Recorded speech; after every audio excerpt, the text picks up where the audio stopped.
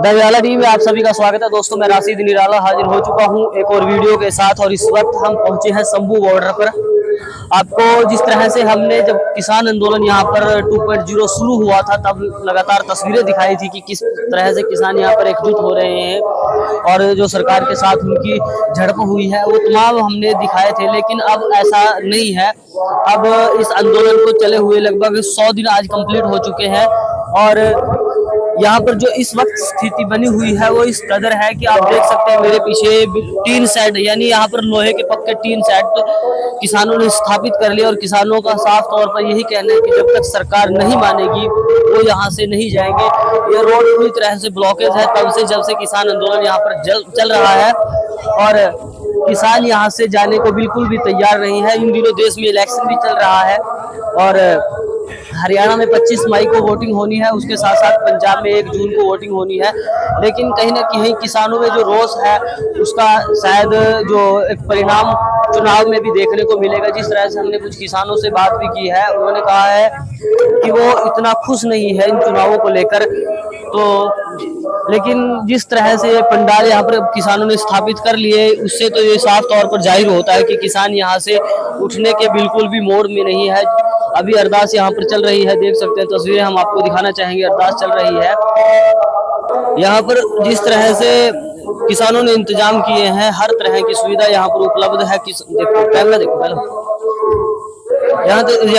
यहाँ पर जिस तरह से किसानों ने इंतजाम कर रखे हैं, जिस तरह से यहाँ पर वो अपने पक्के इंतजाम करके बैठे हुए हैं, उससे तो साफ जाहिर होता है कि किसान भी यहाँ से बिल्कुल भी हिलने के मूड में नहीं है। किसानों ने यहाँ पर हर तरह से खाने का इंतजाम, पानी का इंतजाम, यहाँ पर छबील उनके लिए यहाँ पर चल रही है। गन्ने का जूस और लंगर लगातार यहाँ पर जारी है। ऐसे अगर पंडाल को भी देखा जाए तो ऐसा माहौल यहाँ पर बना हुआ है जैसे किसी शादी का पंडाल लगा हो। पंखे लगा रखे हैं, कूलर लगा रखे हैं, एयर कंडीशनर एक से एक अच्छे से अच्छे लगे हुए हैं और फुल मजे में किसान यहाँ पर बैठे हुए हैं। लेकिन जिस तरह से अपनी लड़ाई लगातार जारी रखे हुए, कहीं ना कहीं सरकार के लिए भी एक बड़ा सवाल होता है कि सरकार क्यों इन लोगों की जो समस्या है उसको दूर करने में अभी तक नाकाम रही है, इनकी बात सुनने में अभी तक नाकाम रही है।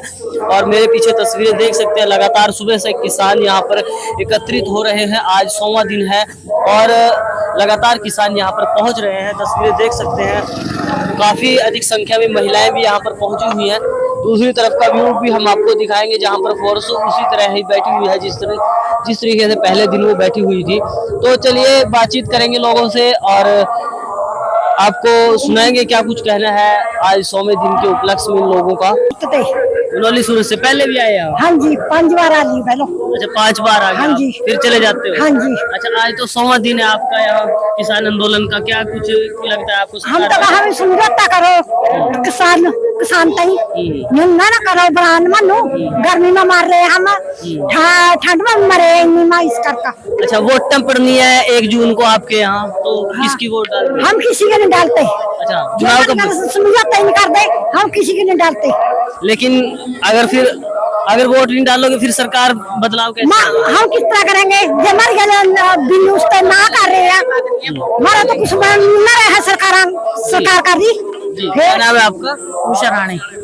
आंटी जी बोल रही कि वोट नहीं डालेंगे? वोट तो डालेंगे, वोट तो डालेंगे। अच्छा तो किसका माहौल बन रहा है? देखते हैं अभी किसका, जो हमारी सुनवाई करेगा पूछेंगे ना, पहले अपना पक्ष रखेंगे, किसी की तरफ जो कहेंगे उनको उसके मुताबिक में। तो आम आदमी पार्टी की सरकार है पंजाब में? नहीं, आम आदमी को नहीं डालेंगे। अच्छा आम आदमी को नहीं डालेंगे? कुछ नहीं किया हमारे लिए। अच्छा और अगर आम आदमी की सरकार हमारे लिए कुछ करती तो हमें यहाँ बैठने की तो जरूरत नहीं। यहाँ से आगे जाते, दिल्ली जाते, वो हमारे लिए कुछ सपोर्ट लेती तो आगे नहीं जाते। अब हमें यहाँ करने की तो जरूरत ही नहीं थी। तो अगर यही सरकार रिपीट हो जाती है जो इस वक्त चल रही है? नहीं रिपीट होगी। अच्छा होने की नहीं? पूरे कॉन्फिडेंस है आप? पूरा।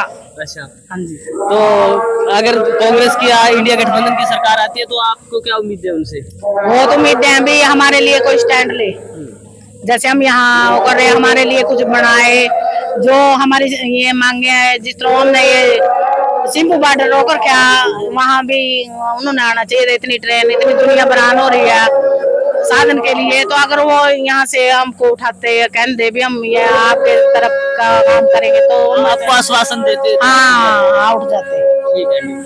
तो ये देख सकते हैं कुछ लोग जिस तरह से निराश भी है सरकार से, उनका साफ तौर पर कहना है कि वो वोट नहीं देंगे, लेकिन वहीं पर कुछ लोग ऐसे भी है जो ये कह रहे हैं कि वो बदलाव के लिए जरूर वोट करेंगे। तो देख सकते हैं दोस्तों, किसानों ने किताबें बना ली हैं दिल्ली किसान मोर्चे के नाम से,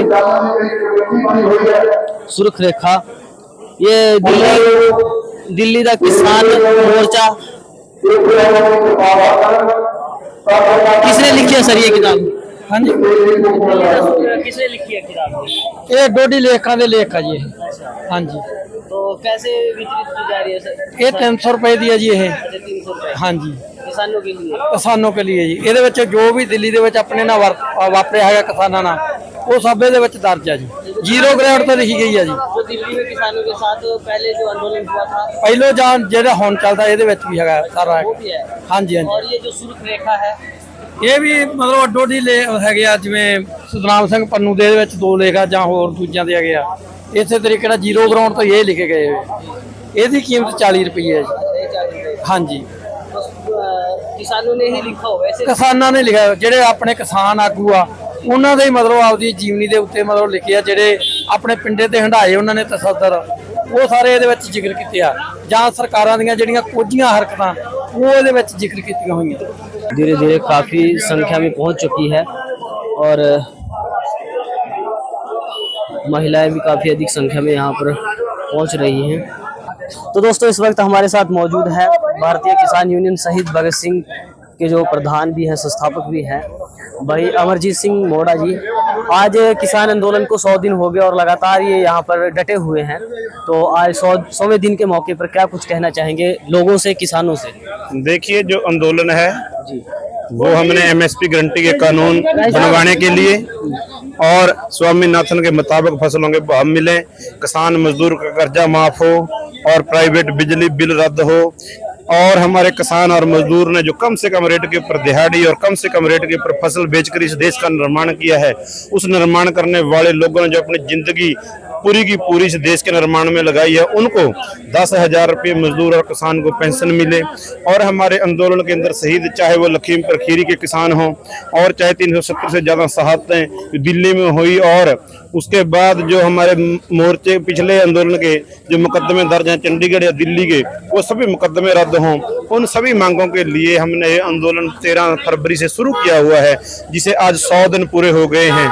जो लोग कहते हैं कि आपके आंदोलन की क्या क्या उपलब्धियां हैं, वो आज सभी उपलब्धियां लीडरों के द्वारा मंच से बताई जाएगी कि हमारे आंदोलन ने कहां तक अपनी पहुंच की है और आंदोलन का असर कहां तक गया है, और आंदोलन ने कितनी मजबूती के साथ जो बीजेपी के सबसे बड़े लीडर अमित शाह और मोदी को किस तरीके से घुटनों के बल लेकर आने का काम किया है, सभी बातें आज लोगों को, किसानों को समझाई जाएंगी और उनको यहाँ से संदेश भी दिया जाएगा। जिस आदमियों ने, जिन पार्टियों ने हमारे साथ हमारे किसान साथियों के कत्ल किए, नरसंहार किया लखीमपुर खीरी जैसे, वो आज बदला लेने का समय भी है, वो भी आपने सोच समझ कर निर्णय लेने हैं। इसलिए आज का जो 100वां दिन है, बड़े मजबूती के साथ लोगों ने, चाहे वो 1 महीने से प्रटेन रोकने की बात हो, 3 हमारे किसान साथी जेलों के अंदर बंद हैं उन्हें रिहा कराने की बात हो, सभी मुद्दों के ऊपर चर्चा होगी। और आज लोग बड़ी संख्या में 50,000 के आसपास यहाँ पर किसान पहुंचेंगे और एक सरकार को दबाव बनाने की पूरी तगड़ी कोशिश होगी। और जो किसानों का मनोबल है वो आज बढ़ेगा कि 100 दिन के बाद भी किसान चलते इलेक्शन के अंदर भी किस तरीके से जज्बे के साथ यहाँ लड़ रहे हैं, वो आज पूरे देश को संदेश दिया जाएगा। तो जैसे आपने बात की है, इलेक्शन की भी बात की और मोदी जी की बात की है। इलेक्शन चल रहा है और 25 मई को हरियाणा में वोटिंग होनी है और 1 जून को पंजाब में वोटिंग होनी है। तो वोटर्स को क्या कुछ संदेश देना चाहेंगे? जिस तरह से मोदी लगातार 400 पार का नारा दे रहे हैं, उसको लेकर क्या? देखिए, हम तो जो आंदोलन की हमारे दोनों मोर्चों की बात है, वो हमने ये है कि जब कोई बटन दबाना है, अपने शुभ कर्णों को याद करना है, लखीमपुर खीरी के शहीद किसानों को याद करना है, 300 से ज्यादा शहादत किसानों की, उसको 700 से ज्यादा शहादतें हुई हैं उनको याद करना है, 400 से ज्यादा किसानों को इंजर्ड किया गया है वो याद करना है। और यहाँ पर जितना गोला, जितनी गोलियां किसानों के ऊपर चलाई गई वो सब एक समय है, वो आप लोगों ने सोचती है। आज एक एक गली मोहल्ले के अंदर बीजेपी के लोगों को वोट मांगते समय 100 बार सोचना पड़ता है। कल गृह मंत्री ने माना कि हाँ मैं जिम्मेदारी लेता हूं जो गोली चलाई है, और इससे बड़ी मजबूती हमारे आंदोलन की क्या होगी। और हम किसानों को यही कहेंगे, राजनीति से ऊपर उठकर अपने किसानी झंडे डंडे को मजबूत करें, अपनी एकता को मजबूत करें। नहीं तो आज तक जितने भी किसी भी पार्टी ने पिछले 75 साल के अंदर कोई भी हमारे हक की नहीं है, सबने हमारे खिलाफ कानून बनाए हैं। अगर अपने हक के कानून बनवाने हैं तो आप सब लोगों को जाति धर्म से ऊपर उठकर किसानी धर्म को मानते हुए इंसानियत के नाते मिलकर अपने हक के कानून बनवाने के लिए, अपनी आर्थिक तंगी को दूर करने के लिए सबको एकजुट होकर अपनी किसानी आंदोलन को मजबूत करना चाहिए। अगर एमएसपी गारंटी का कानून बन जाए, जो कारपोरेट घराने किसान की लूट करते हैं, कम रेट के पर खरीद कर कंज्यूमर की लूट करते हैं, उसको ज्यादा रेट के ऊपर बेचना, और एक बड़ा मुनाफा कारपोरेट घराने कमाते हैं। ये 150 करोड़ की आबादी की जेब की लूट को अगर बंद कर सकता है वो है एमएसपी गारंटी का कानून। में जरूर बताइए सर, एक सवाल लोगों के बीच से आता है कि जिस तरह से किसान आंदोलन पहला हुआ था, उसमें राकेश टिकैत जी, गुरनाम सिंह चुढ़ूनी जी और भी कई लीडर्स थे जो खुलकर किसानों के साथ या किसानों को लीड कर रहे थे, लेकिन अब चुनाव के दौरान बिल्कुल शांत वो नजर आ रहे हैं। क्या कुछ कहना चाहेंगे? वो बिल्कुल शांत नहीं है, वो राजनीतिक पॉलिटिकल पार्टियों के मंचों के ऊपर डटे हुए हैं। वो किसी पे, लेकिन वो अपने राजनीतिक मंतव्यों के लिए लड़ रहे हैं, बैठे नहीं है, चुप नहीं है। और वो इसी की वजह से राजनीतिक लाभ लेने थे, इसलिए वो चलते इलेक्शन के अंदर इस आंदोलन का साथ नहीं देना चाहते थे। बहुत बहुत शुक्रिया। आप देख रहे थे द निराला टीवी में, आपके साथ राशिद निराला। धन्यवाद।